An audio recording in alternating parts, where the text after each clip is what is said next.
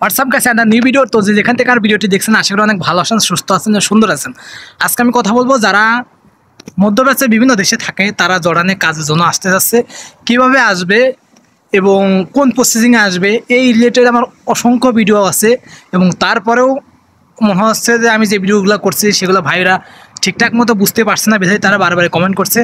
তো আজকের ভিডিওটি আপনারা মনোযোগ সহকারে দেখবেন এবং শুনবেন, তাহলে আপনার পুরো ডিটেলসই ক্লিয়ার হয়ে যাবে।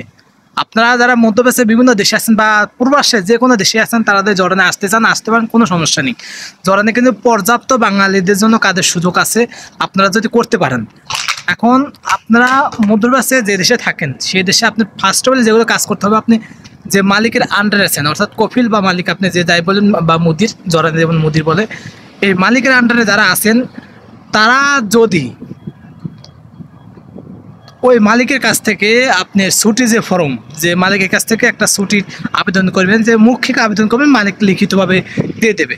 আপনার মালিককে বলবেন যে আমি জর্ডান দেশটা আমি ঘুরতে যাব, তো সব ব্যবস্থা তুই আমার করে দিবি, তো কেমন কী লাগবে খরচ টরচ তুই আমাকে বলবি। আর ট্যুরিস্ট ভিসা হিসাবে আমি ট্যুরিস্ট ভিসা হিসেবে আসার সাজেশন নাই করি, কারণ ট্যুরিস্ট ভিসা আসলে কিন্তু আপনার দেশে সর্বোচ্চ আপনার মেয়াদ 3 মাস বা 2 মাস, 2.5 মাস, যে কোনো একটা মেয়াদ থাকবে। সেই মেয়াদের পরে কিন্তু আপনার অবৈধ চান্স হয়ে যাবে।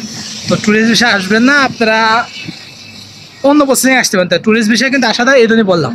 তো ট্যুরিস্ট ভিসা যখন আসবেন তখন এ দেশে এসে আপনার আগে উল্লেখ করতে হবে যে আপনি কী কী জায়গায় ঘুরবেন এবং কেন আসছেন, সব কিছু উল্লেখ করতে হবে। এবং বায়োডাটা আপনার মালিকের কাছে বলবেন, না মালিক ঠিক সেই প্রসেসিংয়ে আপনাকে ট্যুরিস্ট ভিসার অ্যাপ্লিকেশন করে দেবে এবং জর্ডানে ট্যুরিস্ট ভিসা চলে আসতে পারবেন। আর জর্ডানে কিন্তু ট্যুরিস্ট কান্ট্রি, এখানে পর্যাপ্ত লোক, অনেক লোক আছে জর্ডানে, অনেক ঐতিহাসিক জিনিস আছে আপনি দেখার জন্য আসে।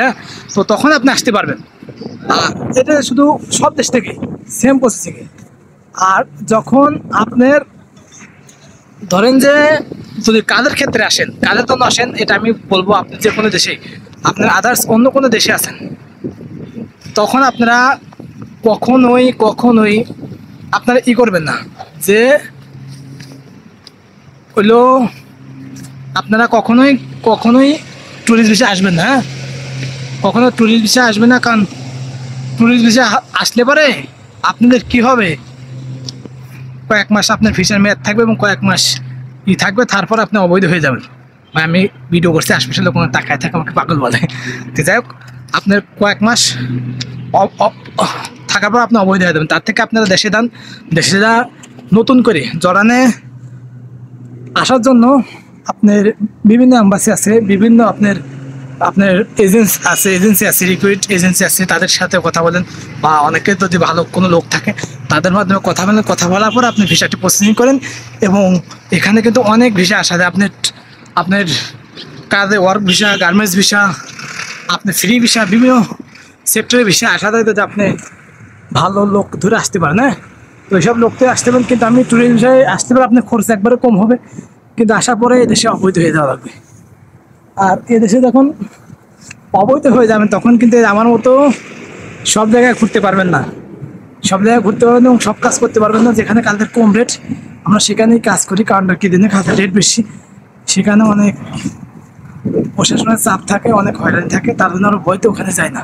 তো ভিডিওটি যদি ভালো লাগে তো অবশ্যই লাইক কমেন্ট করবেন।